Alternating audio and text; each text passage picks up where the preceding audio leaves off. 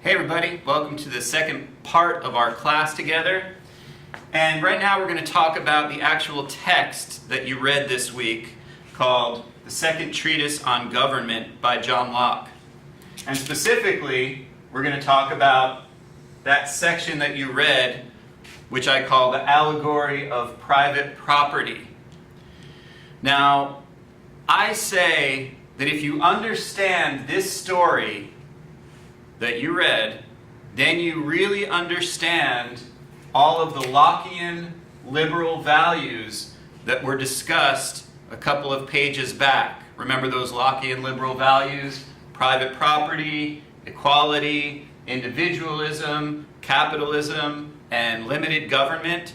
If you understand the story that Locke is telling in this second treatise on government, this allegory of private property, then you understand all of these Lockean liberal values. And the reason that I say that is because this story about the creation of private property in the state of nature, remember a time before government existed, if you understand this story, then you understand how Locke ties all of these different Lockean ideals together. So they become part of this big picture. So, now I'm going to tell you the story. When I think of what Locke is describing in this text, I always imagine these ideal little huts on the edge of an orchard, say an apple orchard. So all these perfect little houses with thatched roofs, smoke coming out of their chimneys on the edge of this apple orchard. And in this state of nature, everybody is equal. And remember, according to Locke's law of nature, nobody's entitled to, or nobody has the right to, an unequal share of property. So, what does that mean? It means that everybody in that village equally owns every single apple on every single apple tree. Because no one has a right to more property than anyone else. And since everybody is equal, everybody has equal ownership of every single apple on every single apple tree. But remember, Locke is, and excuse me, I'm just going to grab a red pen. Locke is a capitalist. And the idea of capitalism rests very heavily on the idea that at the end of the day, some people are going to wind up with more stuff than other people. So, how is he going to bridge this gap between everything being perfect in the state of nature, everybody having equal ownership of every apple, but at the end of the day, someone's going to wind up with more stuff than other people? So, the magical ingredient, I should say, that is used to convert an apple that's hanging on a tree that belongs to everybody, the way to convert that apple from everybody's apple into my apple, into Scott's apple, all I have to do is use my labor. Once I use my labor, then that apple becomes my apple.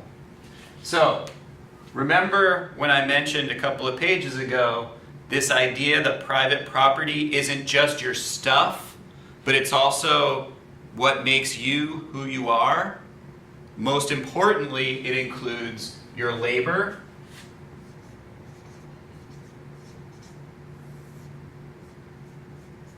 Because when you use your labor to get an apple that belonged to everybody, Locke argues that you mix with that apple something that is yours, and therefore you turn it into your private property.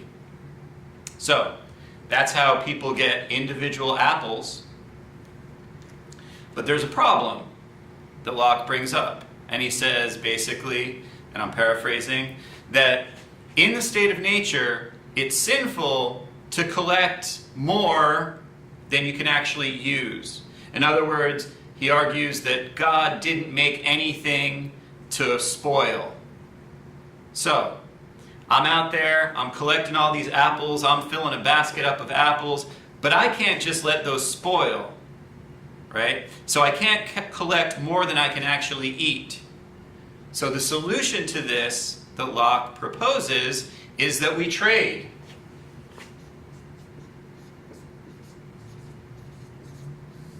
We trade those apples, which will spoil, for things which will not spoil, like firewood.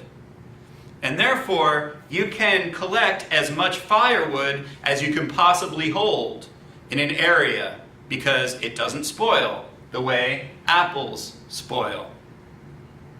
So, ultimately, he argues that money is created when people start trading for shiny metal and stones, like gold and diamonds. And that's how humans, in the state of nature, remember, all of this takes place before government. So he argues that even in the state of nature, we create money. Therefore, everything that we do in this state of nature is part of what makes us naturally human beings. So, here's how this story, this allegory of private property, connects to these Lockean liberal values. Okay? First, private property. The whole story, first of all, is about the creation of private property. But remember, private property includes your labor, which is key to converting things like apples into your property. So, private property is very much a part of this story. That's number one. Number two, equality. In the state of nature, everybody is equal. If you want to, you could just sit down by the stream and write poetry all day, which sounds delightful to me, but if there's somebody who's out there getting up early in the morning and running and collecting all the apples that they can, well then they're going to wind up with more property than you at the end of the day. But everyone is equal. Everybody could get up early and go out and get apples, according to Locke. So, this is incredibly influential on our understanding of equality of opportunity. We all have the same starting place. But at the end of the day, we're not necessarily going to wind up with the same amount of stuff. So equality of opportunity, but not equality of outcome. Right? And as we talked about it in our previous class, that's pretty much the understanding, or the American understanding of what equality is. The idea of individualism. In this state of nature, this is all up to the individual to use their skill, to use their labor, to go out and collect as many apples as they can and trade them for gold and silver, and so on and so forth. Capitalism is created in the state of nature, this simple form of capitalism, because number one, the people are trading, but number two, they're trading before government even exists. So obviously, government is supposed to stay out of the way of business. So capitalism itself is created in the state of nature. Therefore, capitalism is natural. It's part of the natural human condition, Locke is arguing. And then finally, the idea of limited government. Well, in this state of nature, government doesn't even exist. And as you could see, life in the state of nature, as I just said in the last clip, isn't too terrible. It isn't too horrible. So when the people do get together to create government, they will ultimately create limited government. They will ask very, very little of their government. So in the next clip, we're going to talk about Locke's actual social contract. Until then, I'll see you later. Bye.